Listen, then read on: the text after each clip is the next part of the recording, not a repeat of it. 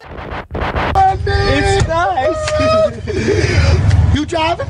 No, you drive, Johnny. I don't have a shotgun. I ain't got no license. You ain't got no license either. Yeah, but I get 5, Johnny. You only get 1 if they catch you. It's not Don't give me drive. no hard time. Just drive.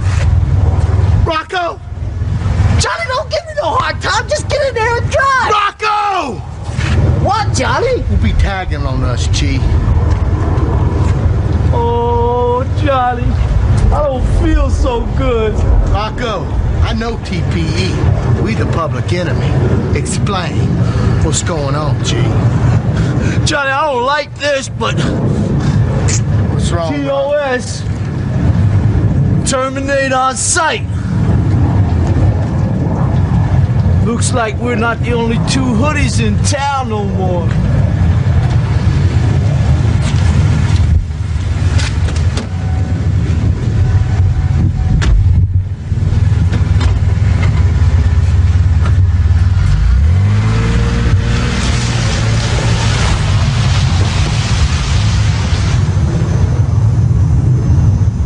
After the Public Enemy faced the Gangstas in what was the wildest match the ECW has ever seen, and that's no small boast.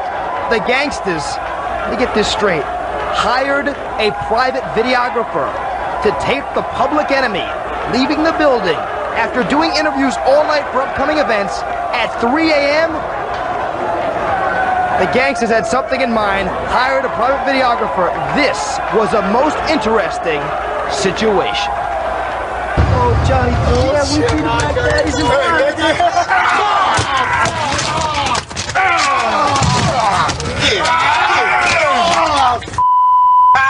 Oh yeah! Oh yeah! Tag, punk! You in! You in! Punk bang is over! You better believe the battle has just begun! You suckers! Keeping that incident in mind, we take you now to the Gangstas. Public Enemy, first you telling people you from the hood, you from South Central LA, the lyrical gangsters. Well, son, talking jump don't get you over with the gangsters, you see. You the little G, we the big G's. We invented violence, you understand? Violence to you might be dropping somebody on their head through a table. What violence to me and Mustafa is taking you by your arm and chaining you to the bumper of my car and then chaining you to the bumper of his car, and then we drive in opposite directions.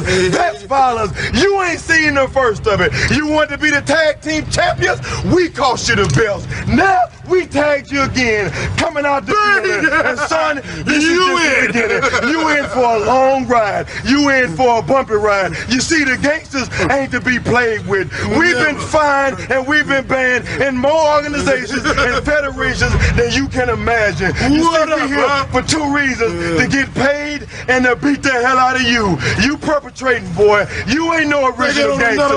You original pranksters. You understand? I've been living in South Central all my life, and not one time have I seen that Puerto Rican, or not one time have I seen that punk rocker walking down the street of Crenshaw. You understand? Of South Central. You want a little bit? Bring it on. Tonight we beat the daylights out of you, and look what happened. If you was done with us, we'd have been left in the ring. If we was done with you, we'd have been left in the ring. But son, we got up and we came at you again. Luckily enough, you might have got the pin, but the battle has just begun. We gonna drop it on you, boy. We gonna bring you violence. ECW, you ain't ready for me and Mustafa. Public Enemy, you ain't ready for me and Mustafa. I'm gonna let you know, little secret, son. We gonna put something on you, and you ain't never had nothing like this. This ain't like nobody else. You see, the gangsters, we don't really know too much about wrestling, but we know a whole hell of a lot about fighting, because we've been slinging and banging since the age of 12. So PE, which I would call you now, Public Enema, get ready, because we gonna kick your ass all over ECW, punk. These nuts! Let's go, Stopper.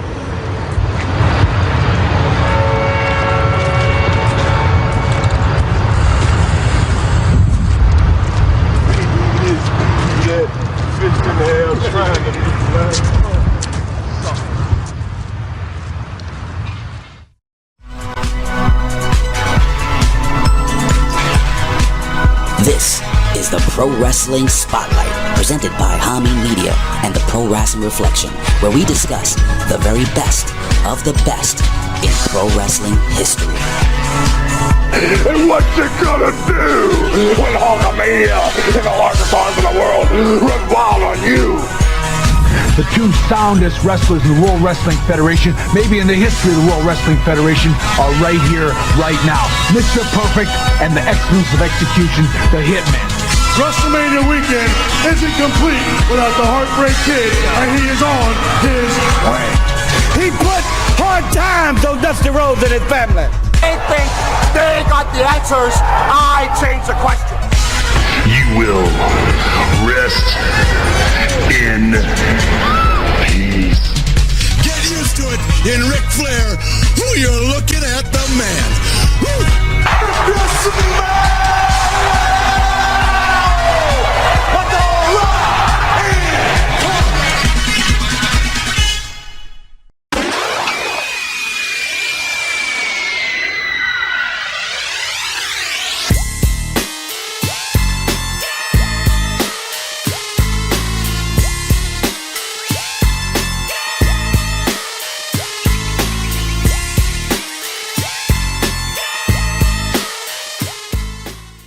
Loddy Doddy Reflection Nights, Loddy Doddy Hami Nights, Loddy Doddy Veto Nights, because we at the PWR Podcast here at the Hami Media Group at podbean.com, Loddy Doddy, we like to partay.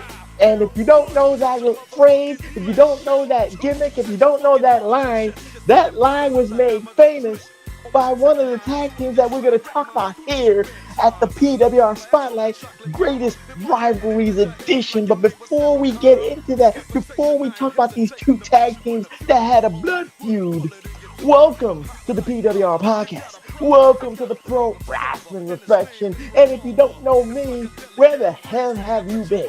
You know what? I can't keep explaining who I am. I can't keep explaining to y'all that I am the most magnanimous one. I can't keep explaining to y'all that I'm the most studious one. I can't keep explaining to y'all that I am the oh so glorious one. But you know what? I'm so vain like that. I love to say it. I love to keep repeating it. It's my vanity. You know, I'm going to hell, so I want to go to hell for the right reasons. And vanity is a sin, as Al Pacino said in The Devil's Advocate. So I am the most so glorious Professor Chabelle Cruz. And I'm not here alone. No. I can't be alone, because then that'd be a professor's perspective. You'll be a professor's retrospective. I need somebody to bounce off of. I need somebody to give a different opinion. I need to get to someone who saw it in a different light from the wrestler's point of view. And that is this man right here, the liberal conservative, dum-dum-do idiot song. Tommy Wonder, how are you doing, my friend? I'm doing well. I am fresh off of taking all three of my daughters to see the greatest band of all the times. All four of us went. 98 degrees? My oldest painted her face with a star in the red lipstick, like the GOAT, Paul Stanley, the Star Child, and my kids got to experience Kiss in a sold-out LCA arena, something that AEW can only dream of doing. You sure it wasn't 98 degrees or Oaktown Boys? I'm positive, but I heard 98 degrees are reunited. Of course they are. Probably they'll sell out more than AEW with Dynamite too, but neither here nor there. So, you know what? Before we get into this Greatest Rivalries Spotlight Edition, TW, you know, I think you have something before we even get into the rivalry stage, because you know how I get, TW. You know when I talk about ECW. You know how I become a mark for ECW. You know I can't control myself when I talk about ECW. So especially the men. Hell, fucking no. But anyway, neither here nor there. But before I get giddy and keep talking about ECW and everything in between about that, TW, you got a surprise. I think this is the last one. This is where Big Ray, we tested him last week. He passed, and this is where right now he would cue up the final countdown, because this is the final unboxing of the Pro Wrestling Tees. I did this for you, Ray, 1 solid year. It actually might have went a year and a month because I'd already done 3 boxes before I subscribed for the year. Pro Wrestling Tees, if you're listening, you got rid of the discount for doing it a year at a time. But for some reason, I read today, if you do the AEW crate, which only ships every 3 months, $34.95. This sounds like a spot. Maybe we should get paid for this. It's only every 3 months, but if you do it a year in advance, you save $5 per box. That's $20 off. That's more than half off of 1 box. It had me thinking, maybe I'll do a damn AEW crate and just do one every 3 months because I feel I keep getting emails about all Elite Wrestling crates because I bought a couple of FTR shirts, so it is what it is. But I haven't. The next box, everybody in it, I think you would want. It's got MJF, FTR. Oh, look at that! Adam Copeland, Danhausen, the Acclaim. They're all in there, so it's a good box. I don't think there's any women, but here we go. We're ready. Boom, boom, boom. We're ready. This is big. This is humongous. This is the final box. I don't even know who's in it. Finale. Oh, what a beautiful, beautiful last shirt. Second from last to open up. That's straight up WCW Sting too, right there. Oh yeah, that's a good one. Early. That's early. 97 Sting right there. Yeah. That's the Raptor Sting right there. And this one, wait, TW, this is the final one. You got to be a little bit slower. You got to give the intrigue. You got to give the intensity. You got to be invested with this. Well, this is the final countdown.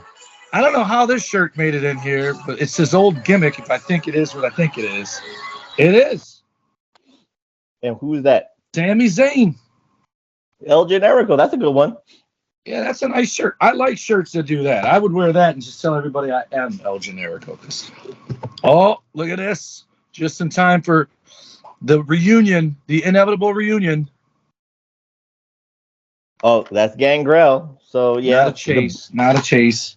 The Brood is coming back to AEW. It's just a question of when, not a question of if.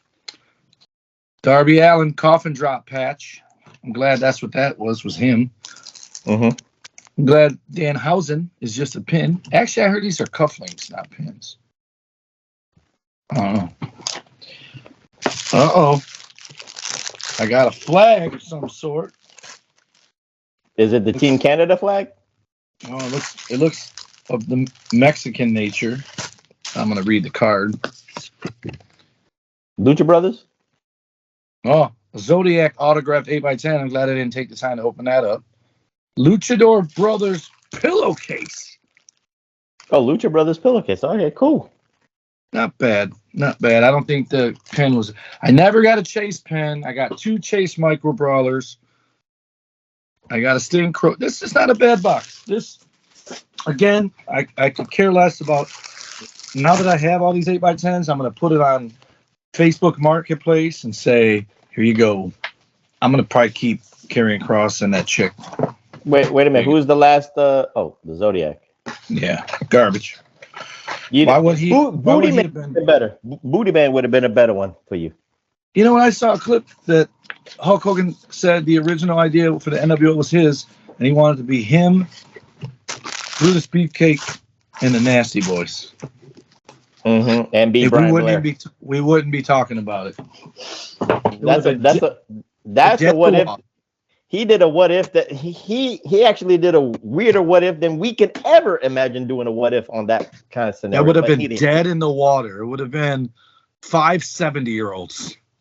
Absolutely. So you know what? For the final unboxing, the final reveal, Reflection Nights. I got a little teary eyed, but I'm holding back the tears. Like Simply Red said. So it is what it is. Now TW can save what is it? $170 a year money.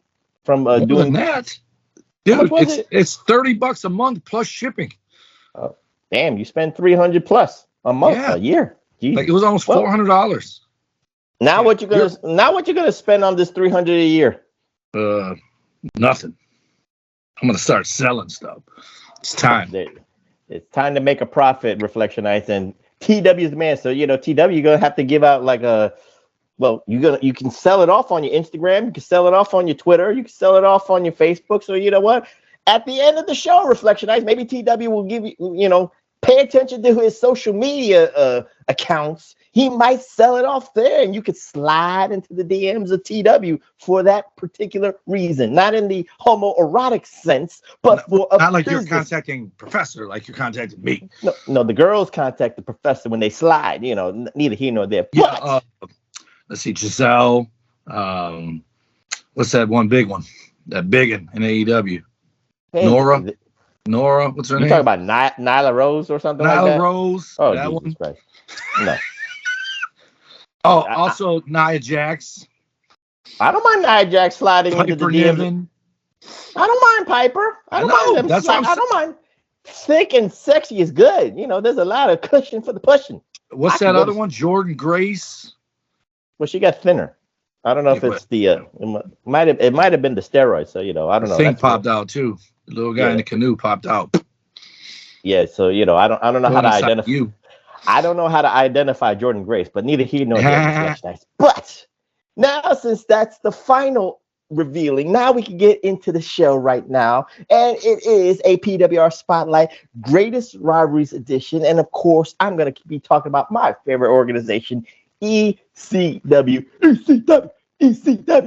And I picked a rivalry that people, Reflection Nights, you might say, well, Professor, why did you pick the greatest rivalry of all time, which is Tommy Dreamer and Raven? Tell you a reason right now. There's too much of it. It goes too long, and it's still to this day is one of the. And it ended in WWE. No, it still went on in TNA, Impact Wrestling. Oh yeah, it never ended. I meant to say WWECW. Yeah. It went there too a little bit, but neither here nor there. But that rivalry, it has kind of ebbs and flows. So the parameters of picking a rivalry is something that kind of ends and really kind of has a finality, if you will. So the rivalry that I will pick is actually one of the top 5 greatest rivalries in ECW history, TW. I ain't going to say it's number 1 because, again, Tommy Dreamer and Raven is number 1 no matter what in ECW lore. But this rivalry in ECW Reflection Nights can be number 5 on a lot of people's list, TW. So I'm just being, What was Jerry Lynn's rivalry? RVD? That's, again, a top 5, but it's probably like, let's say 3. You can say number 3 on that list. Sometimes people thought Sandman and Raven was a top rivalry. What the hell are you doing? You got an earthquake? Elevating my mind. So I got 2 lights in the game. Mm-hmm. Yeah, it's Christmas all over again. But again, neither here nor there. But Warrior. I would say this is number 5, maybe number 6 on the top 10s of ECW lore. But this was a necessary rivalry for a lot of reasons, Reflection Nights. What the hell you keep doing? How did that make my fucking head there? I can see you more in the screen. You're good. Don't worry about it. You keep it. iPad. Apple is your friend. I can see you. You're beautiful. Don't worry about it, okay? See, you just want to keep fucking with these lights. But again, neither here nor there. See, Reflection Nights, for the audios, you don't understand what the Professor has to go through. For the video people, if 8-Track Brown, the slowest motherfucker out there, uploads the shit, you can understand the frustrations of the Professor. But anyway, what was my train of thought? Again, this is a top 10 the rivalries. ECW rivalry in ECW lore.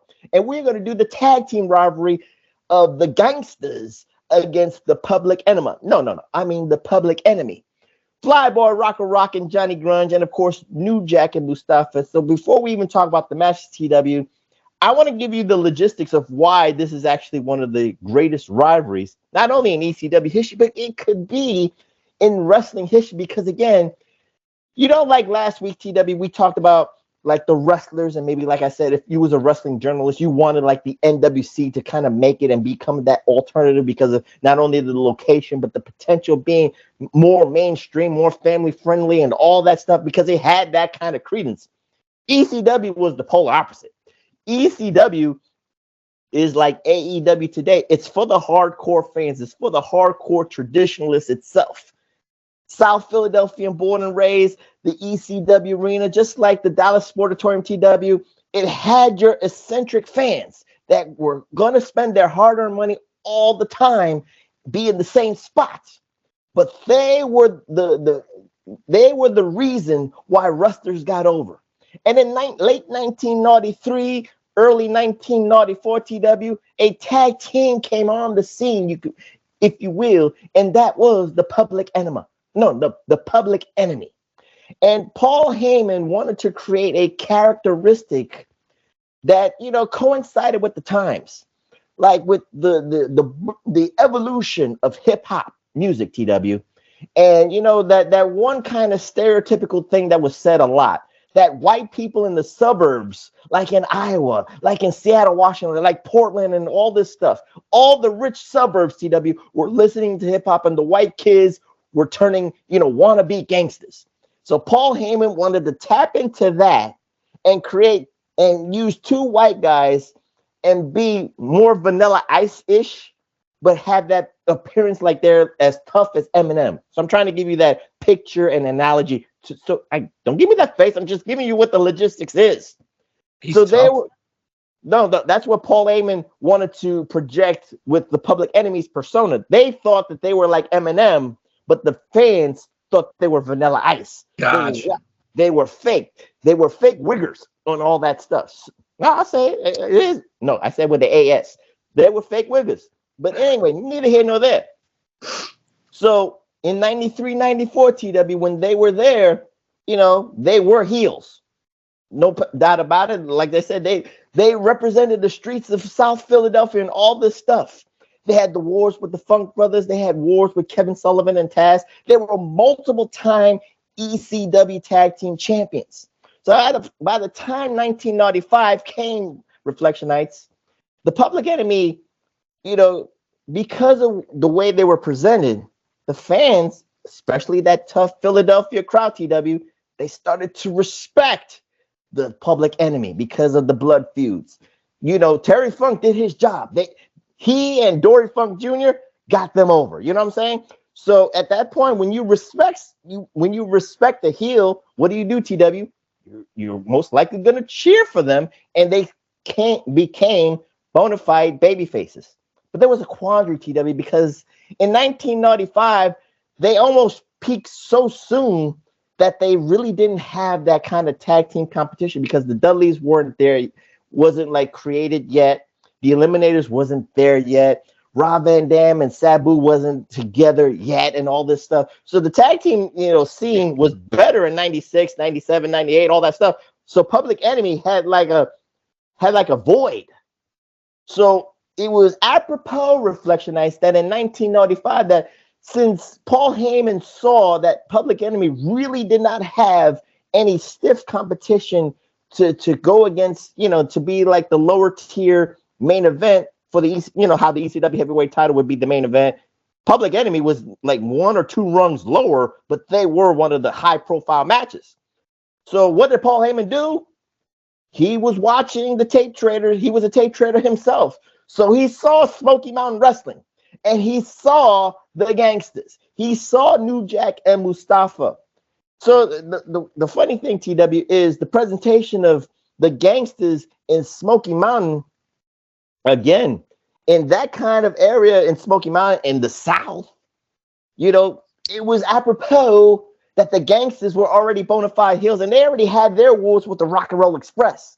So they kind of tapped out themselves too. There was no I could say you and I can actually agree it was really no tag teams. There was no tag team division after the Rock and Roll Express for the Gangstas. They could be the thrill seekers. They just weren't there yet, TW. So that's the problem. Gangstas needed some competition too. So Paul Heyman, whatever money that he had from Mommy and Daddy, he swooped in and maybe stole, maybe, what would you say? Lured away the Gangsters from Smoky Mountain Wrestling and brought them to South Philadelphia, born and raised, TW. So I'm just giving you all that logistics right there because they needed each other. The Public Enemy reached a point where they needed competition, and the Gangstas reached the point where they needed more validation because they already got the rub from the Rock and Roll Express. So what say you about all that parameters? My favorite part of watching all of this is like I get why WWE doesn't do it, right? You're the worldwide leader because you don't let anybody else know there's other stuff. People find that on their own. Mm-hmm. I like that immediately when they came out and attacked the Public Enemy, that they were referenced as not working here. They wrestle somewhere else. I like that they admitted it was wrestling in other places and that they were from they were the Smoky Mountain Tag Champs, weren't they? Yeah, they were former Smoky Mountain Tag Team champions. I think they were still, when they first came in, they still had the belt because they said those are the Jim Cornette wouldn't have allowed that. So they did work their dates. Right, then they must have been champions of some other like indie because he called them champs of something else, and then he mentioned Smoky Mountain. So really, he mentioned two different things. So I like that. I like how they made it out like, you know, these guys are established and now they're here. They're not. Because first they said they were two fans that came out of the audience, and then somebody goes, "No, those aren't fans. That's the Gangstas. They're blah blah blah tag champs." Maybe he said former SMW. I don't know, but I'm stunned that I honestly thought the Gangstas were ECW and only ECW. I had no clue that they were Smoky Mountain.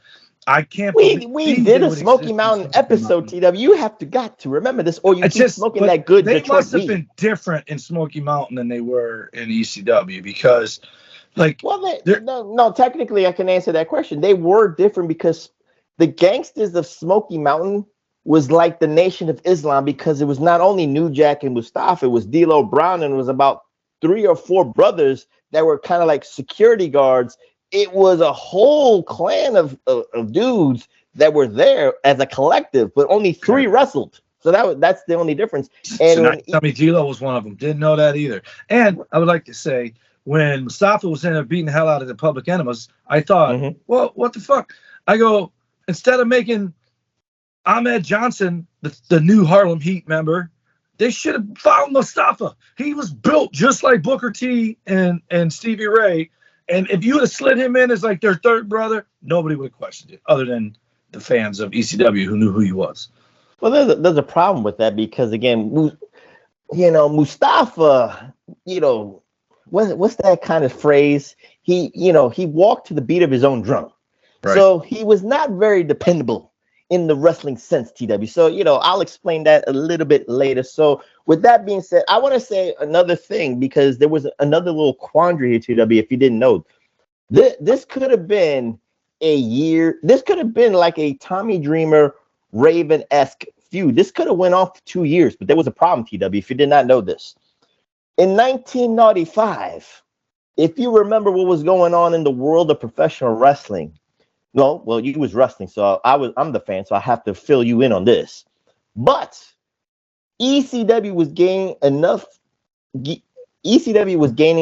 traction, TW, that it caught the attention of Vince McMahon, that it caught the attention of Eric Bischoff in the sense of scouting. They were scouting talent for Monday Night Raw. They were scouting talent for Monday Nitro. So there was a lot of free agents already in ECW because ECW was not giving you guaranteed contracts like they like the 2 big leagues have done. So who were the free agents for Reflection Nights if you don't remember in 1995? Well, I can name a couple right now off the top of my dome, TW. Chris Benoit, Dean Malenko, Eddie Guerrero, and the Public Enemy. That's your top 5 free agents alone in ECW. So with that being said, TW, what say you? Because you're on borrowed time, give or take, for Paul Heyman. So he's got to make enough. Before, I know you're going to talk about what you saw in the matches, but in your thought process as a booker and all that stuff, knowing what you know as a booker, or talking to bookers and having that experience, you could say, you don't know if your talent's going to be there the next week or the next month if you're trying to plan ahead. So let's say about the difficulties knowing that these stars, but let's focus on the Public Enemy right now, TW. They're one of the top free agents, and eventually in 1996, they went to WCW for that big money deal. So you couldn't do that 2-year feud. You couldn't do that Southern wrestling feud that maybe Paul Heyman can be like, I can tell a story with these 2 tag teams because I'm going to try to explain it to the Reflection as why this was so good. So what say you, TW, about that assessment? Well, I think a lot of promoters, like, if you're like, that's why they use younger guys, is because the likelihood of them going to WCW or WWE that soon wasn't there, right? So the younger you are, the greener you are, the more likely you're going to stick around because you're not ready to go to those places. But like Al Snow was our champion. They signed a deal for him to do 3 months. And, you know, like, you're definitely going to be here for 3 months. As a matter of fact, he was champ. I want to say he either lost it to Marty Jannetty and then Marty lost it back to him because Marty came in for 3 months. And then not long after that, Al got signed. He went to Smoky Mountain first, I think. Al did. But it's the gentleman's agreement. Like, a lot of these guys, if they got offered a program, if you will, they agreed that they would do the full program. But programs back then would be like 3 months. You're not stupid to do 6 months or 1 year because, A, if you're the guy doing it, if you get signed, how are you supposed to tell Vince, hey, man, I got to finish up these dates here? Vince would be like, fuck you do. All right, we'll move on to the next guy, right? And so you'd be breaking that promise. So 3 months at a time is pretty whatever. And if you got signed, you were usually going to developmental anyway. So you could just tell them, all right, I got to finish up some dates. I can do it on this date. And they would either say yes or no. But you'd at least have time to do one more show so you can at least drop your title, end the feud, do whatever you got to do, and then go about. So otherwise, yeah, you got to make do with local guys first and foremost, because you're not doing that with someone that doesn't live there, because, you know, they might just not show up one day. If they're local and they're within a half hour of coming to your show, they're probably going to be there, no problem, right? Even if they got paid. Because the guy coming in from Chicago, say, CM Punk and those guys came in, and I never saw Punk, but I saw Adam Pearce, who's Gideon Wainwright, I think. Isn't he something in Ring of Honor? Or I don't know if it's Gideon Wainwright. This might be a different guy, but no, Prazak, Dave Prazak. Prazak, Adam Pearce, those guys all came in from Chicago, and I'm telling you, those guys probably got paid more than us. It's probably why they kept to themselves and didn't talk to us. But at the time, I would expect them to get paid because they're coming for 5 hours away. Of course, you get paid more. You get trans at least, right? But those guys, when you come in, if you get a hot dog and a handshake, you ain't coming back, no matter how many dates you told them you were doing. So money is what you got to do. So with Paul Lee, these guys weren't. I was watching. So after I watched all the stuff that we watched to talk about this, I ended up. It just played. It was kayfabe commentary. Is that little nerd guy that interviewed? Reminds me of the coach in Letterkenny. He interviewed New Jack, and I watched like a fucking hour's worth of New Jack getting asked about things that happened throughout 1998, and 98 they were still getting paid. So the money problems didn't start until after 98, or after Public Enemie's whatever. In that kayfabe commentary, I guess Sandman was guaranteed $2,000 a week, but that was without counting pay-per-views. He was supposed to get a bonus for that. He was the first one to complain about it, and he went to WCW first before Public Enemy, I think. Or no, it was Public Enemy first. Yeah, right. Public Enemy wasn't there long. No, they were there like 96 to 98, late 98. They were there for 2 years? Yeah. And they got called something else. No, they were called the Public Enemy. I thought they didn't get called Public Enemy because of copyright, but I know Sandman got called something else. No, he was called Hack, but Public Enemy, yeah. Public Enemy was called Public Enemy in WCW. But they didn't do shit. They were like, no, they were former WCW tag team champions. But like I'm saying, I must not have been watching, man. I did not know that. You don't watch shit, man. I keep telling you, I'm the one that has to remind you what's going on because you was the one wrestling everywhere, which way, Monday through Saturday. I did not know. I thought they came in and were gone within months. No, man. Did they ever go WWE? For a hot dog and a handshake, and then they got their ass whipped by the Acolytes. But again, that's another story from another day. Yeah. But there's one thing that they say during the Public Enemy in the ring doing their little dance. What? And this blows me away that you're telling me they did over 2 years in WCW. Joey Styles said, these guys are ECW originals, and I couldn't see them working for anybody else. Like, they could only work here. Like, meaning that ECW branded all over them. They couldn't do what they do there anywhere else. So I agreed. I felt the same way about the Gangstas because it just that shit don't translate to family shows. I still am blown away that you made the Sheep Herders the Bushwhackers and made them the biggest family draw in the company for years. But they were unique. The ECW fandom in me said the same thing you're saying. Public Enemy was ECW Originals or ECW because that's the only organization that they can hone their talents, that they can grow, to be themselves, to write their own stories and all that stuff. They got the opportunity again. Like I said, the list is long for what they did, and the accomplishments were actually quick within a year, maybe a year and a half span. But with that, they created a rep, and of course, they created interest and buzz from Vince McMahon and Eric Bischoff, so they could woo them away from ECW and to go into the big leagues. And Eric Bischoff wooed them enough with enough money, enough guaranteed money to go to WCW.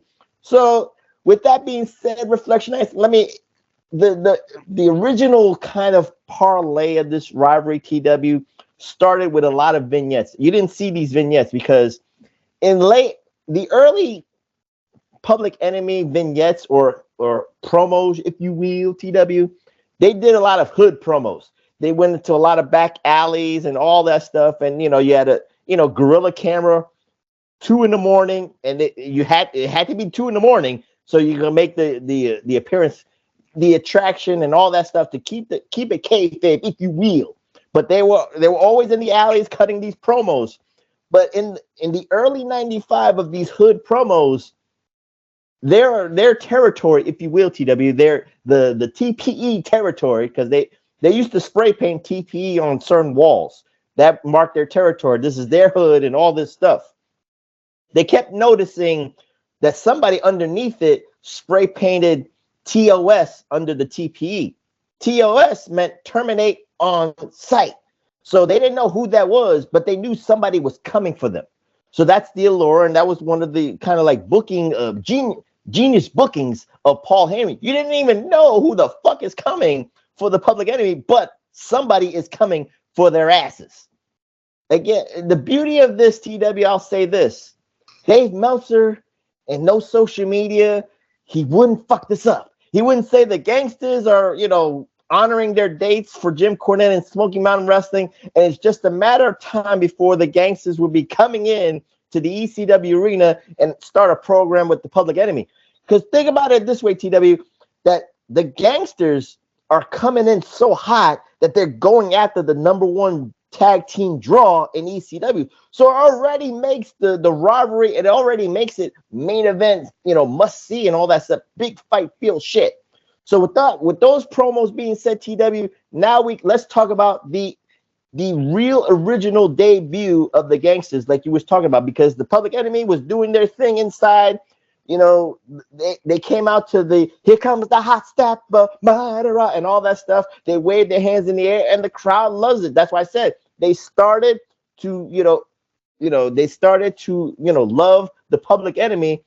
And this was stuff that they were trying to annoy the fans with, all this stuff, and trying to be the Wiggers and all that stuff. But the fans embraced it. I know you keep looking at me, but I say it with the AS, okay? But anyway, they embraced all that stuff. But then here comes a reality check. So TW, take it over. So what did you see? How? Because again, the Gangstas came in with a thunder. What say you, TW? Came in and they beat the living shit out of them for about 15 minutes of a 19-minute thing you had me watch. No, actually, it was a 10-minute thing. No, it was 20 minutes, that first thing you had me watch, their debut. And I'll tell you what, I say all the time on here, because of you, I feel like had I known ECW had wrestling, I would have maybe tried to go there, because this is when I'm in my peak, right? In this same window, right? 95 to 99. Los Rudos against the TPE would have been money right there. Exactly. And that is why, after watching all this and seeing what Public Enemy did, or Gangstas did to Public Enemy, I went, you know what? I no longer regret not going there, because telling Denise when I was watching it, I said, Los Rudos were supposed to be Mexican gang members. Public Enemy are black gang members. Gangstas. And then Public Enemy is supposed to be white gang members. I go, so who do you think I'd have been wrestling? I go, these guys. I go, nope.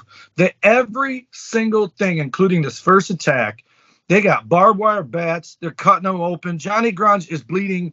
His entire face is red. Every single thing that I watched to prepare for this episode. And Rocco bled a little bit, but not nearly like Johnny Grunge. And no one has to ask, did New Jack ever bleed? His head made Abdullah the Butcher's look pretty. It looked like it was still infected, like after he was done wrestling. And Mustafa, by the way, I have some good news for you. What's that? He's alive. He's 60 years old. They're not all dead. Just 3 of them are. So Mustafa still kicking. God. And his real name is now Mustafa Saeed. He changed it legally. He was Terrence Blaylock, and now he's Mustafa Saeed. He's probably over in Palestine right now fighting. But at the end of the day, they beat him up for like 10 minutes. He was at the rally. I know. Setting up with Talib, setting up the feud and setting up the first match and all the matches after that. And it's so weird because yes, Public Enemy were good guys, but those guys got a little bit of a pop coming out and attacking Public Enemy. But with the help of Joey Styles saying they've crossed the line, Extreme is one thing, but these guys crossed the line. So they did a good job of selling them as beyond Extreme. Like I don't think ECW had that Ring of Honor mentality of the respect or whatever. To be fair, South Philadelphia ECW fans were tape traders. South Philadelphia ECW fans were hardcore fans. So they heard of the Gangstas in Smoky Mountains. So when they made the initial debut and they made the initial jump, they were not going to get booed like, Vince McMahon's trying to control the crowd and say, well, they're going to boo them because the Public Enemy is our heroes. No, these fans are like, oh shit, the Gangstas are here in ECW. We got a big money match coming up soon at the ECW. We know this is going to be a blood feud and all this stuff. So the ECW fans, we dictate. We know who we like. We know who we don't like. And if we don't like you, it's not going to be we're going to boo you, because you're bad. We're not gonna like you because we don't want you in the ECW arena. We don't want you in ECW. Get the fuck out and go to WCW, go to WWE, go to another promotion because you can't make it in our sportatorium. TW. I'm just trying to give you that feel and answer your question. When the Gangstas made it, oh shit, we were like, oh my god, this is fucking huge. This is big time because again, those fans knew who they were. Those fans knew them by name. Those fans were like, oh shit.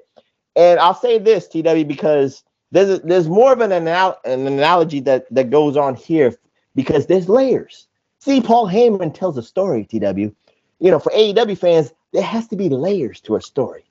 So the layer is one thing, TW. The biggest layer is why did the Gangstas attack the Public Enemy? Not only because they're the number one team, but let me use the analogy of Clubber Lang and Rocky Balboa. What happened in Rocky 3, TW? Rocky got soft, right? Rocky, worked his way to become the heavyweight champion of the world. And Mickey protected Rocky so much to protect the money train, to protect everything. Rocky lost his edge. And somebody from the gritty streets of Chicago, like Clubber Lang, came up from the gutter and became the heavyweight champion. Why? Because he was hungry like a motherfucker. So what did Paul Heyman do? He also infused that Rocky 3 kind of booking because the Gangstas are Clubber Lang coming in wanting a shot at the brass ring, and that's the Public Enemy. So what say you about that analogy so I can explain it to you? Because again, you was doing the Los Rudos thing and you wasn't watching all the other promotions. It's funny because Los Rudos didn't debut like that. We didn't debut coming out and attacking anybody because it was our debut period, right? We weren't coming from somewhere else. But I was told in the back, you guys are going to be bad guys at first, but by 3 months you'll be cheered. And I said, how do you know that? Like, are we doing turn or something? He's like, no, trust me. This audience is going to love you.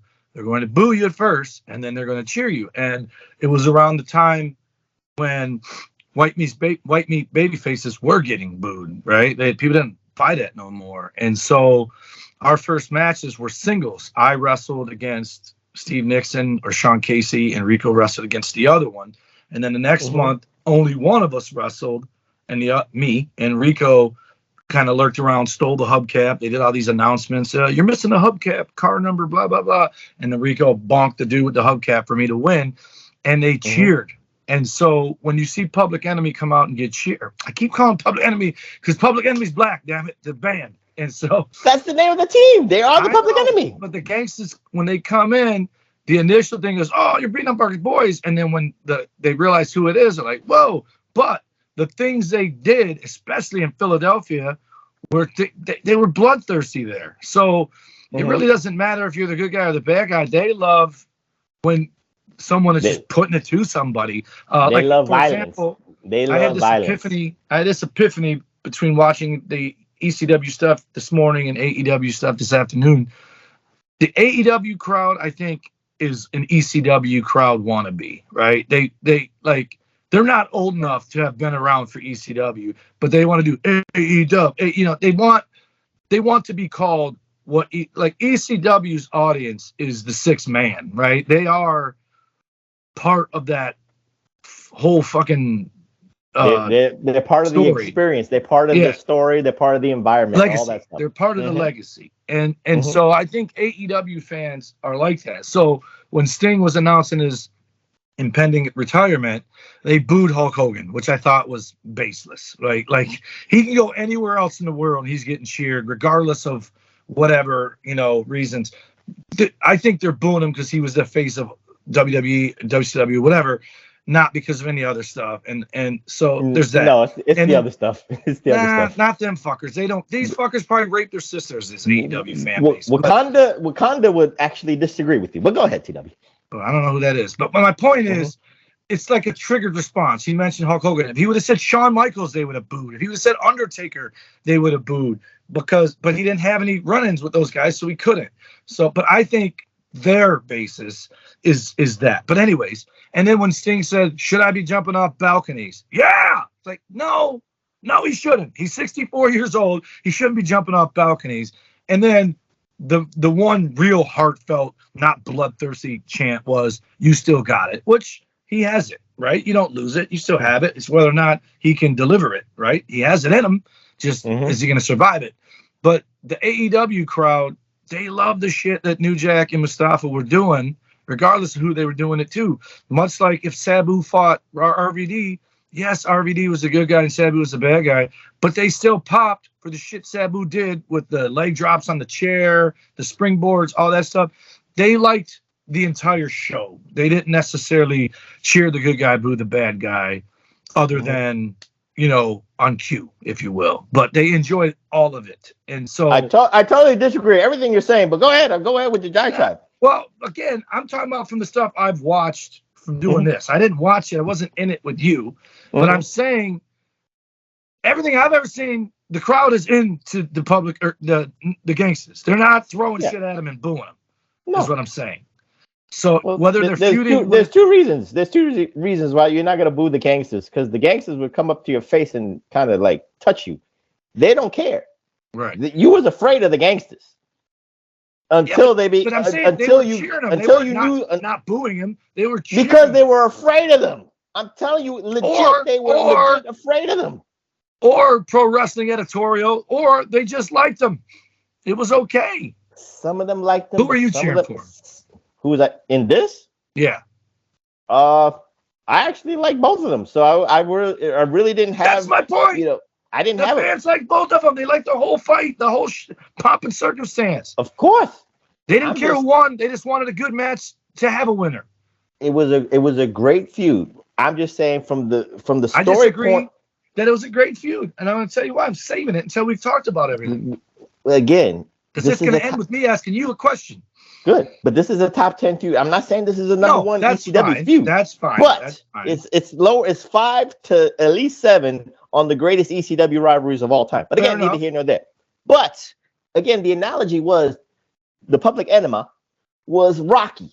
They already reached the point they already reached the mountaintop, and they went the Gangstas the Gangstas were Clubber Lang. No, they were already baby faces, but they needed a great antagonizer, and the Gangstas were the greatest antagonizers to ever be that, because the Gangstas questioned how hood the Public Enemy were, how gangster the Public Enemy were, because they were doing East Coast, West Coast, and not, let's just say symbolically, you could say, because of the Biggie Tupac shit, but they were doing East Coast, West Coast thing because, again, TPE was representing the East Coast, South Philadelphia, and the Gangstas were billed from Los Angeles, or South Central. I forget where they were supposedly from. But again, the Gangstas came out to, Dr. Dre and Ice Cube's, that song, and people went crazy for that song too. So I'm just giving you all the hyperboles, Reflectionites. So with that being said, most of why this rivalry is great is not about the matches, Reflectionites. It's actually because of the promos. Every time a promo hit during the early stages of this feud, TW, I didn't give you everything, but you at least saw it within the first debut. If the Public Enemy was doing like a presser, they got attacked by the Gangstas. The Gangstas was questioning how hood they were. It was about the promos too, because New Jack had no filter, and New Jack in ECW was godsend for him because he could say whatever he wanted. Paul Heyman gave him the freedom, the creative freedom to say what he wanted. Of course, FCC did not like the Gangstas. FCC did not like New Jack, TW. So what say you, not about the match, because we'll talk about the first official match in the ECW arena, but the promos from both of these, these two tag teams, because that's more of the selling point to these matches. It wasn't 5 stars, but that's the point. I like that Johnny Grunge still tried to put on the facade of being a tough guy gangster, but Rocco Rock was scared. Like, let's get out of here. Like, he was being the Vanilla Ice, like you said, everyone saw, and Johnny Grunge is trying to be the tough guy, whereas both Gangstas were tough guys. They weren't whatever. Which, side note, in that kayfabe commentary, I thought, Professor would be upset to hear this. New Jack, not a fan of Taz, and said Taz I knew that was not a tough guy. He was a bitch. In that, I knew that. He watched RVD say, pick a hand, and he goes, what are you talking about? And RVD just slapped the shit out of him because the week before something happened in the match with Taz and RVD and Sabu that was botched, and Sabu ran to the back first, act like he was looking for RVD and Sabu, and then left. So when RVD found out, he got mad. And he said after he got slapped like that, that was it. Everyone, whatever little bit of respect they had for him, they lost it. And I didn't know he was arrested for flashing a girl a tanning bed or something. And New Jack? Yeah, no. Yeah, Taz? New Jack went to the tanning bed. Taz. And that when the police came, Taz looked at everybody and goes, can someone get Paul? I'm going to jail. Like he was scared. And Paul was going to save him. But that was fun to hear. That's the beauty of kayfabe commentaries. I think he also said that New Jack didn't like Devon Dudley. He called him a snitch or a bitch. I forget which one on that one. He didn't like JT Smith. Is that his name? Yeah, the other black dude. He said he said if they would have painted his lips red and put tap shoes on him, he'd have done it because he was a work for food kind of guy. Oh, sure, I'll do that. And then the guy asked him, was there anything you wouldn't do? And he said he was the house end. That's what New Jack called him. So yeah. it is what it is. So with that being said, Reflectionites, TW, let's talk about the first official match between the Gangstas and the Public Enemy from the historic ECW arena in 1995. And again, in Meltzer's 5-star ratings, this ain't 5 stars. Right. But what does it offer, Reflectionites? If it's a blood feud, what do you expect? You expect blood. You expect violence. You expect them to go everywhere in the ECW arena. And in the first official match, TW, they didn't waste no time. It was almost instantaneous within the first minute or first 5 minutes. They weren't in the ring, TW. They were everywhere in the ECW arena. And that's, again, one of the things that captivated the professor, because when I found ECW in 1995, TW, I knew I had to go to an ECW, show. And when I did, one of the first basic reasons was I knew that the wrestlers were going to come near me, and I knew that I was going to be involved. I was going to be in the TV, camera angles. Shut up, man. God damn you. I didn't say You did this shit. I saw that. But anyway, act like The Rock. Yeah, right. Right, whatever. But anyway, I knew I was gonna be on TV. I knew I was gonna give one of the ECW wrestlers a chair or something like that. I was gonna be involved in that moment. That's what captivated me to go to an ECW show. But neither here nor there. So let's say about the first official match between the Gangstas and TPE, the Public Enema. I want to go right to it. I don't like the finish. I think for them to acknowledge that they came from Smoky Mountain, to acknowledge that they were established, to acknowledge that this is their first time fighting. I like that they fought everywhere, but I can't remember who pinned who. But Public Enemy won clean, clean in a violent match. Whatever. I'm sure it was hit with a fucking chair or something, but that was ECW rules. And so for me, I told you with Edge and Legend, when they were called Sex and Violence, Sex and Hardcastle and Joey Legend, they wrestled for the rivals across town. Los Rudos wrestled for these guys. People would chant Sex and Violence at our shows. They would chant Los Rudos at their shows. And I called the other guys and said, hey, man, let's make this happen. And obviously, everyone would expect Sex and Violence to beat Los Rudos since we're wrestling in their promotion. But we didn't do that. They had me and Rico beat Christian Cage and his partner, Zach Wilde. They had Sex and Violence beat the Outlaws. And then later on in the night, it was Sex and Violence versus Los Rudos, winners of the new tag team champions. It was like a mini 4-team tournament, and we fought to a no contest. We just beat the shit out of each other. Me and Edge were out in the floor fighting in the stands. Rico and Legend were fighting against the gym wall. Then we ended up back in the ring, and they just threw it out. And then we had a return match that was anything goes, so they wouldn't stop it. And I had the best match I've ever had in my life in a building with no power. And Edge and Legend won, but it didn't matter because everyone there left thinking that was the best fucking match they ever seen, including 4 guys who left thinking it was the best match they ever had. So, and we followed D'Lo Brown and Tex Monroe, where I looked at Rico and went, how do we follow this? I understand what you're saying. But again, remember what I said earlier a couple of minutes ago, because I said, what was the Public Enemy? One of the top free agents of 1995. So again, you're saying they put him over so he wouldn't leave? I don't know. What say you? That's a conspiracy theory right there. Again, we don't know the parameters of Paul Heyman. He wanted long-term storytelling, but he knew he only had a shelf life with Public Enema because they were getting calls from Vince McMahon. They were getting calls from Eric Bischoff on a weekly basis to say, what's your dates? Are you finishing your dates? What's your final dates, or whatever the case may be? So again, I don't know if, you actually approached me with a very weird concept, because you think Paul Heyman would want them to get over the Gangstas for me to stay with less money? I wouldn't do that. I wouldn't even care. I would I'd go over. If he thought they were leaving, that makes even less sense that they won, because I'm just saying that their shelf life would finish. You have a blow off schmaz, so that they have to have a return match that has higher stakes on a pay-per-view. This was a TV show, wasn't it? The first match? Well, everything in the ECW arena is must-see main event kind of feeling. I understand that, but I'm saying if you're trying to, is it one of the ECW pay to watch versus is it one of their pillar? Free? Well, remember they didn't have pay-per-views in 1995. There was still a rinky-dink indie organization. I didn't know they didn't have pay-per-views then. I thought Barely Legal and all that shit started then.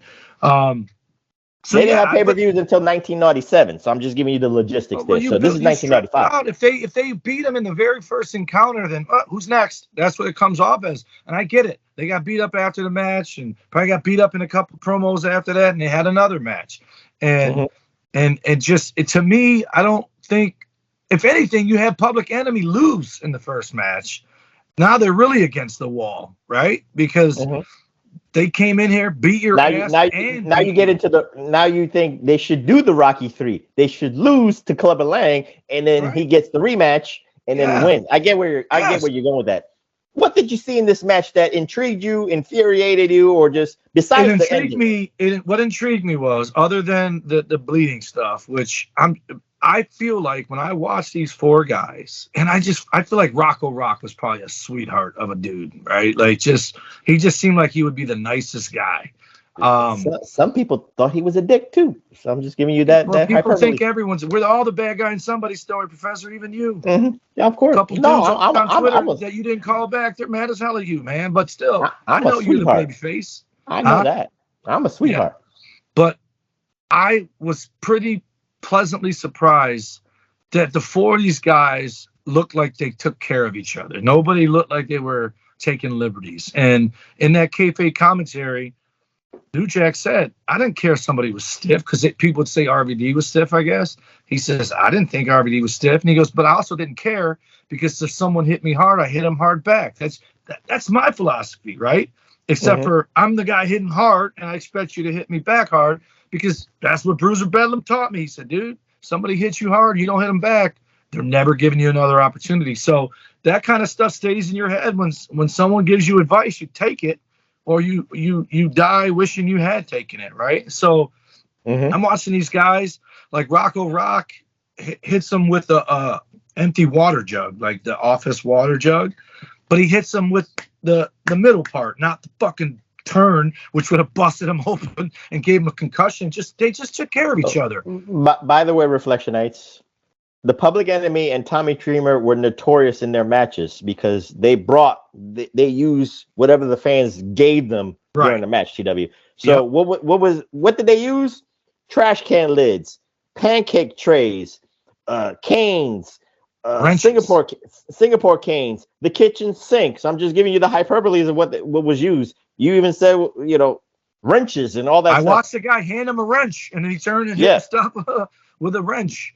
But they took care of each other. They used the Nintendo 64 in one match. So I'm just giving you all the stuff that they used. They come across as Nasty Boy-esque, all four of them, just guys that took liberties. And then when you watch them, not already you don't like them. No, that was my preconceived notion, my prejudice, if you will. And then when I watch them, I'm like, these guys are taking care of each other. However, also reflecting back to this kayfabe commentary, the guy was asking him about RVD, and he said, well, I'm not a fan of RVD. He's like, whoa, what do you mean? Like the wrestler or the person? He goes, the person. And he goes, why? Because you didn't get that gist when he talked about RVD earlier. He said, because I saw him, he did an interview, and someone said something to him and asked him about me, and he said he couldn't work. And I don't know why you get so mad about that. I didn't see the actual interview where RVD said it. But if someone asked me, like, the name game where they say, I'll give you a name, you tell me, can they work or not work, right? If someone said New Jack, I think most people are going to say they couldn't work. And I don't necessarily think it's an insult, because I still think they drew money. I still think they were over. But if you watch them, none of these four guys looked graceful, right? Like their bumps weren't that good. They're, like you go, like, did you watch the wrestlers? Yes, I did. So you watch it, like, you'll hear guys go, nice bump, nice landing. Like, those are the things a worker looks for, like how you're landing, because your thought is, A, are you making it look real? And B, are you taking care of each other? And these guys are just beating the fuck out of each other. Remember the term glorified stuntman from Ric Flair to Mick Foley. So it's the same thing with ECW. But I think this is one of your preconceived notions of the negative parts of ECW. Living up to its hype right there, because I understood why you did not like ECW. This match actually proves TW's point, Reflectionites. Right. So I'm not gonna try to defend it. I'm not saying they weren't worthy of being on my TV. I'm not at all. I think they did what they did well, but it wasn't working. You're not making people think you're hurting each other. You really are hurting each other. That's the difference between working and not working. And it seemed more like it hurt New Jack's feelings that RVD said that, because he said he didn't understood it because him and RVD never had heat, but now he does because RVD said that. So when someone asked him in an interview, he insulted his craft. So this is even if it's violent. He said he thought RVD's stuff was shit. Let me just say this: even if it's violent matches, again, I might not be a fan of like Combat Zone Wrestling, Reflectionites in TW. I might not be a fan of people using light bulbs. I think it's ridiculous. But I'm not gonna. That's the wrestler's craft. That's their craft. Right, you're good at that. Yeah, you're good at that crap. I just don't like it. Yeah, you're right. That's just not for me. So and RVD didn't insult him. He just said he couldn't work. And I think New Jack's idea of working is putting asses in the seat, drawing, and that's not what I think RVD meant. He just meant he's not out there doing wrist locks, arm bars, and submission holds. They're out there beating the shit out of each other. You're not working the crowd. And again, I'm guilty of this. I think I told you a million times. I would tell people in the back, look, man, hit me back. If you think I'm hitting hard, hit back. Because I want people leaving here thinking it's real. And so we would really lay the shit out of each other. Just bam, just knock. Yeah, I mean, you're not punching each other in the eye socket or the nose. You're not trying to hurt nobody. But you're not trying to look like you're swinging like 13-year-old girls in a fight at the school. You know, you want people to leave going, man, he really fucked that guy up with that forearm. And that's what I did. I rarely threw punches because I had a very Mickey would tell me I had shit punches, but I would lay forearms. All right, I understand what you're going with that, but let me go back into this match, this first match within this, because I'll say this because, again, I am the most objective man in the IWC, YWC, PWC, punditry TW. Again, I could be an ECW mark, but I'll say this. The chemistry between these four is kind of like weird in certain instances. Again, New Jack has to carry the load a little bit more because Mustafa is not only stiff as shit, but he's just green. Stiff in his, maybe green, but because I don't know if he understands the psychology more than New Jack. New Jack got it. He got it with the promos. He got it with, the presentation in the ring and all that stuff. Mustafa was just there.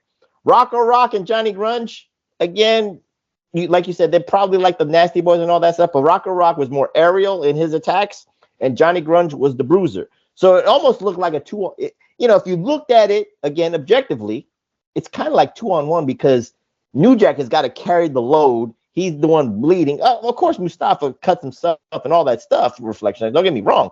But Mustafa is just there. That's the way I always took it. So I'm just being fair with my assessment. So again, you said that the Public Enemy won their first match against them. So in essence, you're thinking the feud is over and all this stuff. So why even be more invested and more interested in this match? So kind of finish that hyperbole from that assessment.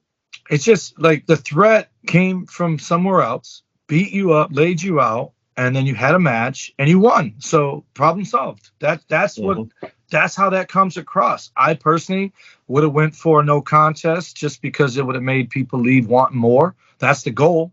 You want people to leave wanting to come back. And I would be like, damn, they lost already? Especially if some people were happy to see the Public or the Gangstas. But did you notice like the Mustafa like critique that I have? Because Mustafa just 100%. But yeah. I see it a little differently than 2-on-1. I noticed they paired off a lot. Like 2 would be over here, and Mustafa would usually be the one over here, and 2 would be in the ring. And then if they switched up, New Jack would still be the one in the ring because he's the one running spots.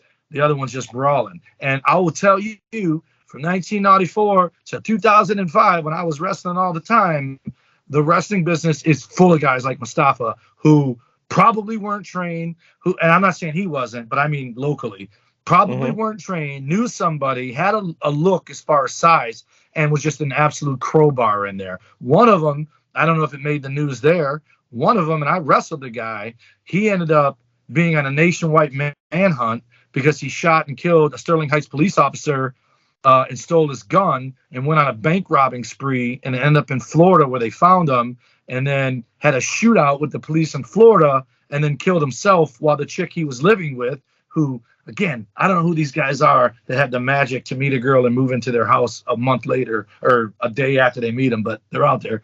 And he made the news. I wrestled that guy 3-4 times. He had no fucking clue what he was doing. So he had to be led, if you will. And then, you know how I rib you? That's how a locker room is. Everybody's ribbing everybody in there. And that dude, had I known this guy had psycho inside of him, I would have never done it. I would rip on his tag team partner and rip on other guys. And I would watch him just looking and like getting mad. And I found out from his tag team partners, like, yeah, he doesn't know. He doesn't get how we rib each other. Like he's over there really getting hot because he thinks everyone's shitting on me. I got to fucking smarten him up and tell him, no, this is how the boys are. And I was like, all right. And then that shit happened like a month later. So I'm not saying Mustafa Saeed went on a murder spree, but I was asking you if you heard about that guy. It was I didn't know if the news story even said he was a local wrestler because he probably had a day job. But that shit happened in real life with me. I'm wrestling a guy who, well, like you said, him and his partner, the partner did all the working, and that guy did all the brawling outside the ring and stuff. But that's a good assessment. But Mustafa served this purpose, brawling outside and taking little bumps here and there. So with that being said, Reflectionites, let's go into the second match in, I believe it was either Tampa Bay or Fort Lauderdale, Florida. And this match is more infamous, not because of who won, TW, but because of what happened after the match. I can tell you who won.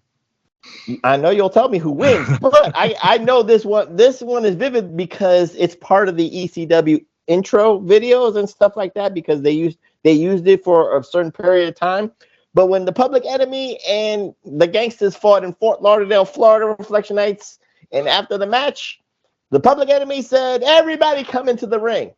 But there's one problem, Reflectionites. This is not a Vince McMahon WWE ring. It's not sturdy. This could be a gymnasium ring. This could be a Home Depot ring that the Mexicans did not build correctly. So what happens when you allow like about 100 people into a ring? Eventually, the ring collapses like an elevator. There's a weight limit. There's 1,000 pounds already in that fucking ring, and the ring implodes naturally, organically, not like the spots of Brock Lesnar and Big Show, TW, but organically. It just broke. It just broke. Like Paul Heyman has money to pay for rings. But that's what was so infamous about this. That's funny. That was my first reaction was how many people are underneath the side that went that way. And two, Paulie's in the back going, did our fucking ring did our ring? We can't fucking get another ring. What do you mean it's broke?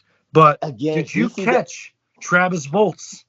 He's the guy that sealed the deal to make it. Actually, he got down before it broke, but there was a lot of the dude with the red hair does look like Travis Volts. Yes, Travis, he does. Dude. Yes. And he does the dance. He does the dance like Public Enemy, and it's white as white can be. And I was like, that's Travis. Wranglers and belt buckle and all. That is Travis. It could have been summertime, and Travis could have went to Fort Lauderdale to go to the beach. This is before he becomes Pastor Travis. This is before he becomes T Volts the wrestler. This is 95. He's just a fan at this point. Yeah, he could have been looking for ring rats, some ECW ring rats. He could have been a little bit devilish here before he got, pasteurized. No, because I'm going to tell you, the only females involved in the ECW show were on it. That audience was 100% dude. Again, there was a little kid. They're in Fort Lauderdale. Just got out of that ring as it collapsed, and I just thought, I'm just saying they're in Fort Lauderdale. They're looking for women on the beach. But anyway, neither here nor there. But what say you about this match and who won and all that stuff? Another quick match, another Public Enema victory, and I'm just like, what the fuck? I'm just like, what? Where's the rivalry? This is like the Red Wings beating the Blackhawks every year before the Blackhawks finally got good, or the Oilers beating the Wings. They weren't screw jobs. They were just pins. And then the last match we're going to talk about is even worse. Before we even talk about the last match, again, I'm telling you about the analogy again. The Gangstas are coming in like the bullies. And it didn't matter that they took the losses. They took the L's, because what were they doing? It's kind of like funny, because with the ECW mindset, and I'm just speaking for myself. I'm not speaking for any ECW fan, because again, ECW fans, we fight with each other because we know everything. I think I know everything more about ECW than another ECW fan. So you became an AEW fan. That's why I'm retired from that shit. That's why I'm the professor, what I am. But in my youngum days, TW, I would fight with other ECW fans, but it would be a friendly banter back and forth because it's out of respect. But we felt like we were in the position to say what was going on. Again, the Gangstas were coming in as the bullies, right? They were coming in to get the Public Enemy off the mountaintop. But the Public Enemy, like a switch, turned on, because now they had to get back to their roots. Right. Now, again, hindsight's 2020, Reflectionites, and TW is absolutely right. Gangstas should have at least won the first match, at least to build some heat, build some steam. To make them have to go back to their roots. To make them get darker and edgier, more gangster-like, for in the hood essence of the Public Enemy. TW, you're absolutely right. But in this scenario here, is most likely the switch turned on. Like, I gotta step up. I'm the top dog here. You're not taking me off the mountaintop. You got to earn this shit. So no matter what the Gangstas did to them, they made them bleed. No matter what, that still happened. They took an ass whipping. That's what happened. But at the end of the day, Rocker Rock probably did his moonsault onto the table and got the 1, 2, 3.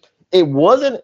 It might have been clean, TW, but it wasn't an easy victory. So that's my assessment. No, for sure.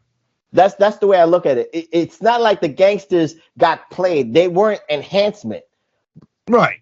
You know, it wasn't a squash, but they earned that win. Public Enemy earned that win, but also in essence, they were gaining the respect of the Gangstas, and the Gangstas was gaining the Public Enemy's respect. That's the way I took it. So TW, I know you have a different vision. I know in booking sense, yes, you're right. But I'm trying to give you from my fandom. If I'm watching this, no Meltzer, no online fucking pro wrestling editorial, none of that. Mm-hmm. But I knew somebody was leaving. I'd have thought Public Enemy was leaving. Right. But they came in to do a couple jobs and they were done. That's the problem here. Again, like I told you, the biggest problem was they were free agents. They were the hot free agents and all that stuff. So, you know, Paul Heyman milked it for what it was worth. That's all I could say. But you know what? Talk about the ambiance about the differences between Fort Lauderdale and the ECW arena, because again, ECW tried to venture into different places in the East Coast, and I was not mad. I was more happy that I could see them at Fort Lauderdale. I was like, okay, we're growing as a company. As a fan, I'm like, we're growing. We're trying to get the word out. We're trying to get our name out. Again, I've been telling you this since the inception of the PWR. As an ECW mark, we just wanted to be heard. So that's why in my tribalistic voice, it's like, fuck WWE, fuck WCW. This is where I keep saying this. ECW saved professional wrestling. Even as rinky-dink it is, even as niche as it was, the two big dogs took from them, but they don't get the credit. That's the way I go with that. So what's ATW? What about the ambiance of the Fort Lauderdale fans? They saved it, but they revolutionized it. They first of all, they showed that there still was a want and need for wrestling, even when WCW and WWF were not drawing. But they weren't drawing more than WWF or WCW. They were just drawing a more energized, rabid fan base. I just watched something earlier with Ben, and I'm not sure who the guy is that he was talking with, but that's what AEW should do. AEW should stop. You mean the Ben Hamas team? Yeah, yes. Ben Hamas. They should stop booking these big venues that hold 20,000 and they only get 6,000 people there, and book a 6,000 seat arena and have it overflowing, because everyone there will be hot for the show, as opposed to staring across at all the empty seats and thinking doomsday's near, right? It's definitely a mentality, and it's definitely contagious. So ECW had that. Their fan base, it might only been 1,000 people or 2,000 people, but every single person there didn't want to be anywhere else in the world than right there, right now. New Jack says this in the kayfabe commentary. When they came to Michigan and they went to Indianapolis, it was like they did like weekend deals, right? Friday, Saturday. They would fly into Detroit, wrestle, drive to Indianapolis, wrestle, then fly back to wherever they're from. And Detroit drew 600. It wasn't even Detroit. It was Michigan, but I don't know what city. They drew 600 there, and they drew 1,000 in Indianapolis. And he said the fan base, they saw what they saw on TV, and they wanted that in person too. So I would assume Fort Lauderdale is no different. They're bloodthirsty. And if you haven't really seen it, like I hadn't, and all you really know about is the fucking violence and the chairs and the thumbtacks and the Terry Funk and Mick Foley matches, the New Jack and whoever he's wrestling matches, and even RVD and Sabu matches where they're fucking moonsaulting through tables. You want that. So basically when they come to these towns and like Fort Lauderdale, the only thing that was weird for me is it looked like the shit that I wrestled for. Like it looked like the high school gym. I like the ECW arena look, which is like the VFW hall or whatever, where it doesn't look like a high school gym. It looks cold and dark and just hole in the wall. Whereas when you see them in this high school gym with the pull out bleachers and all that, it reminded me of the shit I did. And I feel like it lost some of its mojo for how it looked. Lost some of his luster.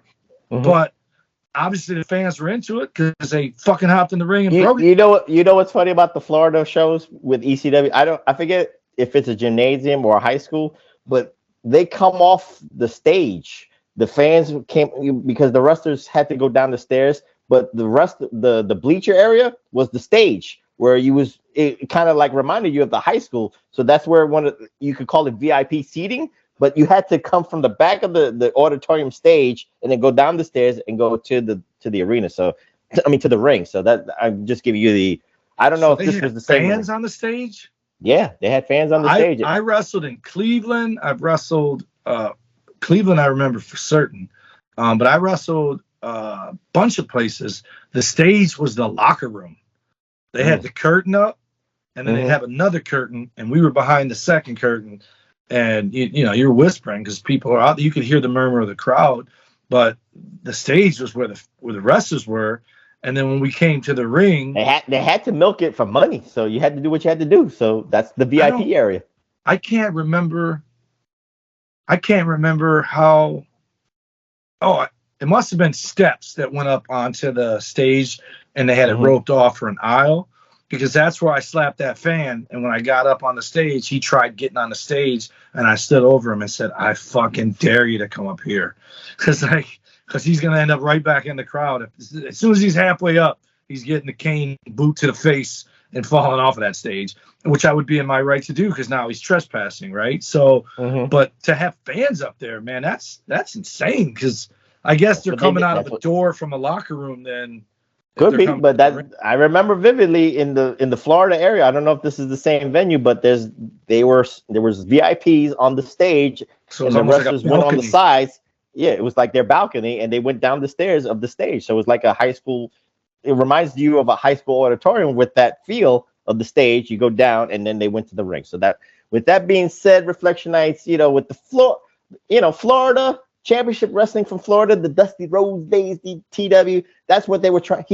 Paul Heyman was trying to capture that essence and that feel of Championship Wrestling from Florida, because again, Paul Heyman felt what Dusty Rhodes felt, that Florida was a hotbed of wrestling, and people were not tapping into that because there was a tradition, if you will.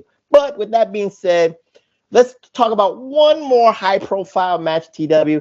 And this was a triple threat, but it's part of the standard of the rivalries. I believe it was for the ECW World Tag Team Championships, but neither of them were tag team champions coming into this match. It was Stevie Richards and Raven against the Gangstas and against the Public Enema. And TW did not like this match for a bunch of reasons. So the floor is yours, TW, about how bad it was. It's not that it's bad. It's first of all 10 minutes long in total. Okay. Second of all, because that's first of all. Second of all, the Gangstas attacked Public Enema before the champs are even out there, beat the shit out of them, bloody them up, which takes at least 3 or 4 minutes up. So that means Raven and Richards are only in it for 6 of the 10, maybe even less than that. Then they say the first fall is the crucial one. So I'm like, all right, whoever wins has got to win 2 falls. I like that idea, right? That ain't what it was. First fall eliminated somebody. And not 2-3 minutes in after Raven and Richards come out, and they double teamed Public Enemy. Like, they worked together until New Jack punched Stevie, because Stevie was kind of being annoying. Raven was being tough with him. Stevie was like, I want to work with you. They had the comedy tragedy situation. And once that happened, they were all fighting. And then Grunge just fucking schoolboys New Jack 1, 2, 3. And then Joey Simon goes, Rocco Rock and Johnny Grunge have just eliminated. And I'm like, what? They're eliminated? And they're out. And now it's just the other 2 versus Public Enemy. And then I think New Jack gave him like a little mule kick on his way out, and they just left. So the bloodthirst is gone. They don't even care. If anything, they should then beat the shit out of Public Enemy, and then Richards and Raven retain. Instead, they fucking put Raven through a table, threw him out the ring, and then pinned Stevie and won the tag belts for the 4th time. You want me to defend this? I can defend this really well. Please defend. Because again, the analogy was with this blood feud, Reflectionites. The eye on the prize was the ECW tag team titles, which the Public Enemy didn't have within this feud, because this was the hurdle. The Gangstas wanted the spots, but also they wanted the tag team titles, but they had to get the Public Enemy out of the way to get to their overall goal and being the ECW tag team champions. But with that being said, Raven, the manipulative, way he is, got, his hands on the ECW tag team titles, meaning that he won up the Public Enemy and all that stuff. So now you got all three combatants in this match, and the Public Enemy can, overcome two obstacles: their blood feud and then the eye on the prize. They took care of one hurdle, which was the blood feud, and now they can hone in on what their focus was and to become 4-time ECW tag team champions. Just like the Rock and Roll Express were focused on becoming 4-time NWA tag team champions. So again, I'm trying, because I'm an ECW mark, to defend this. I know you're going to give me that smirk, like the professor's full of shit. You could try all you might, but this match made no sense. Right, TW? It asks the question. This is not my question I have for you. It begs the question, why did you even bring the Gangstas in? I have yet to see them win a match in this blood feud. And so my question to you is, did they ever beat Public Enemy? Probably in non-televised house shows, if I'm not mistaken. So they never beat him on TV or pay-per-view? There was no pay-per-view, but they never beat on TV that they were selling on DVDs or VHS tapes at that time. There was supposed to be a blow-off because because it was supposed to be a 6-man called Gangstas Paradise. It was the straight to VHS tape where that was a big event, because it was supposed to be the Public Enemy and Mikey Whipwreck, because during the vignettes, the Public Enemy was training Mikey Whipwreck to become hardcore gangster too. So, he was morphing from Vanilla Ice into Eminem, but the Public Enemy was their Mickey, was Mickey, and, Mikey Whipwreck was like Rocky and all that stuff, but neither here nor there. And it was supposed to be it was them three against the Gangstas and the Sandman, because again, Mikey and Sandman had their own program for the ECW title, neither here nor there. But again, remember I told you earlier, Mustafa, his head wasn't on straight. I don't know, maybe he might have like rode with OJ Simpson down the freeway and all that stuff. I don't know, but he didn't make that date, so they had to pull an alternate, and they substituted Mustafa with Too Cold Scorpio. And the funny thing is, because of that substitution, we got an untapped tag team in ECW, and that was Too Cold Scorpio and the Sandman, because they became tag team champions. But neither here nor there. I digress. So I'm just trying to give you the hyperboles. That was the blow off. And that was where the Public Enemy and Mikey Whipwreck got their revenge on, on supposedly the Gangstas and the Sandman, where Mikey Whipwreck pinned the Sandman in that cage to accentuate that feud, and Mikey Whipwreck would become the ECW heavyweight champion. So I'm just trying to give you the logistics there.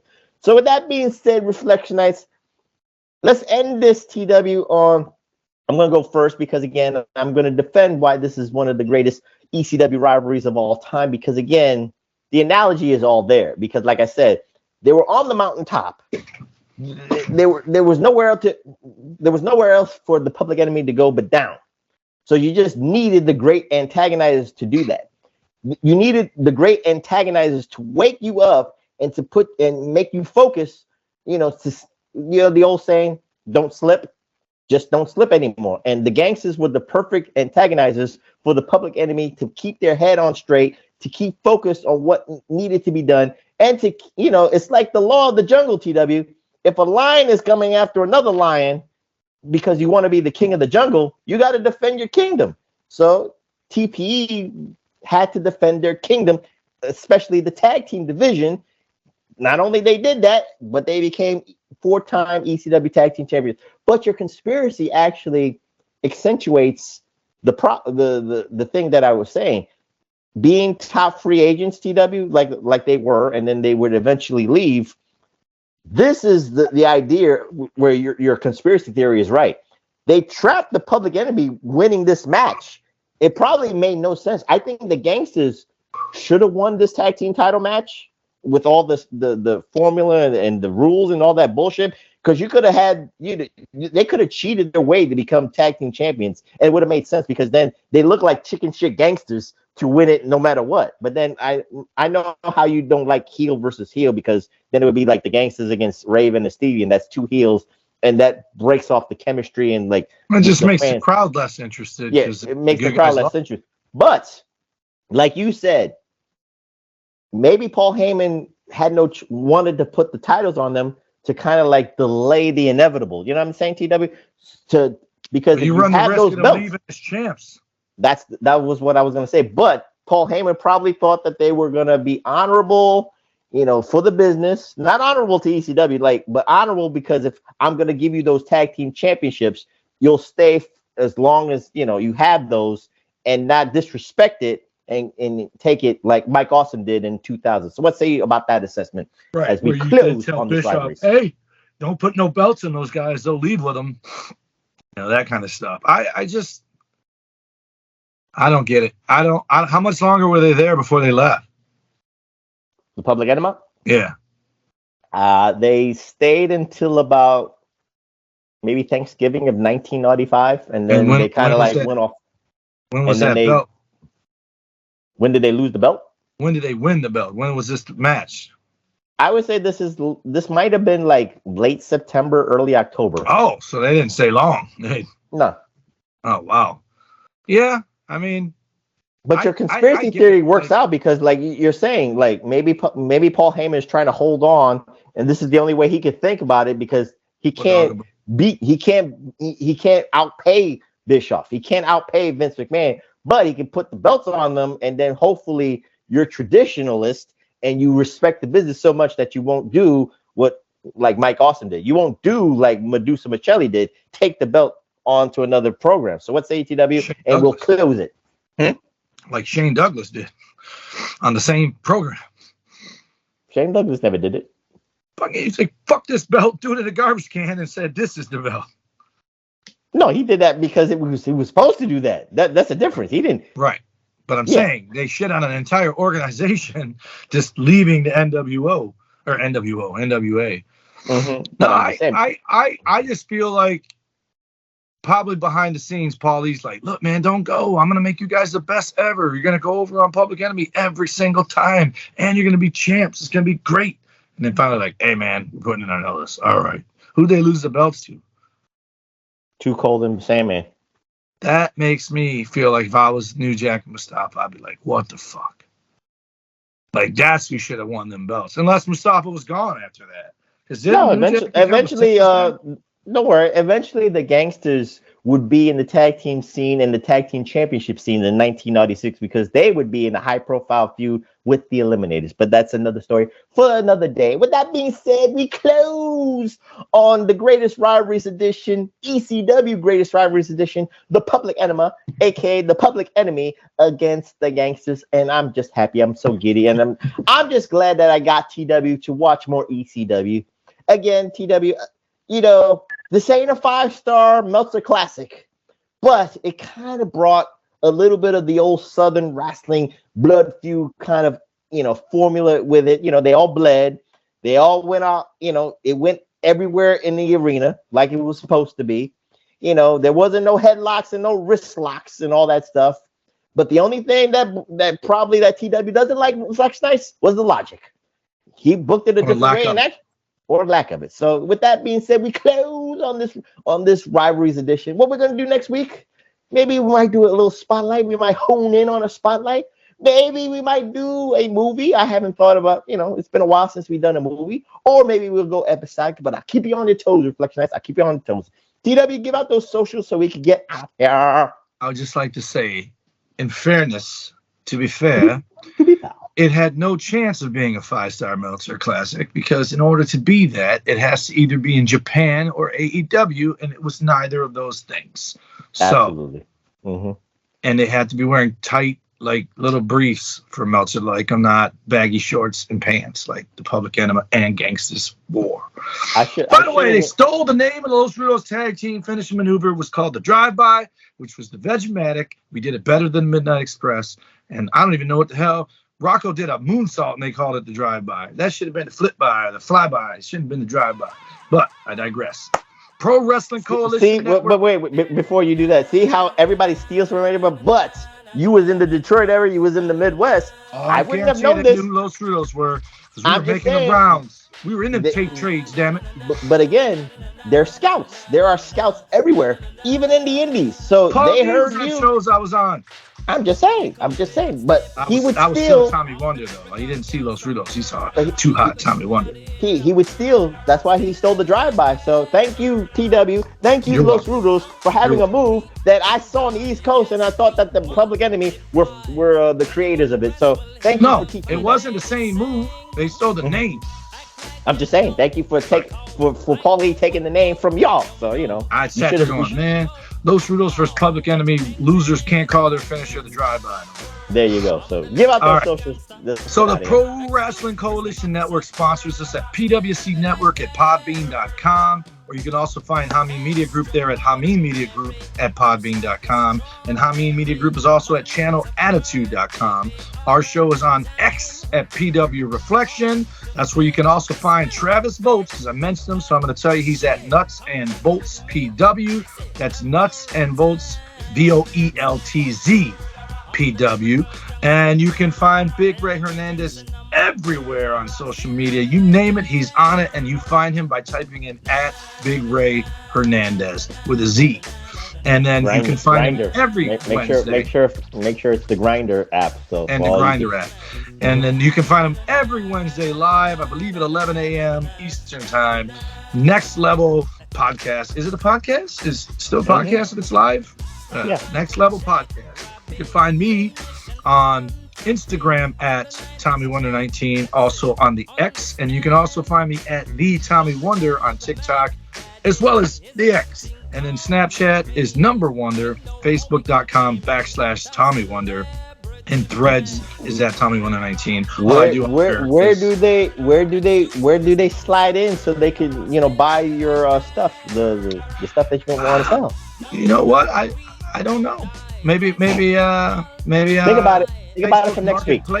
Marketplace. I'm just saying. You can share it. You can share my Facebook Marketplace post on the Hustle page or Instagramish. Okay.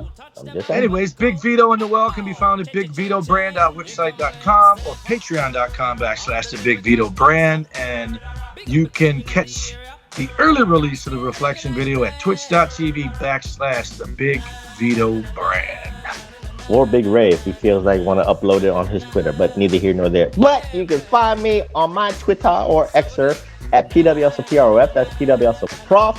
And if this gets uploaded by 8-Track Brown, Dirtiest of the City, this will be on the PWSO YouTube networks. Follow my brothers in arms, 8-Track Brown, the king of the reactions at the number 8, TRAC Brown. And of course, the man of the Wednesday locker room with himself, the Andrew Bello and Steve King.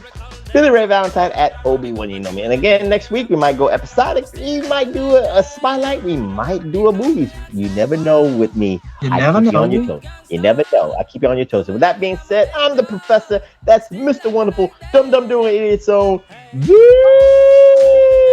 Tommy Wonder saying good night, and we'll see you next time here at the PWR Podcast at the Hameen Media Group at podbean.com.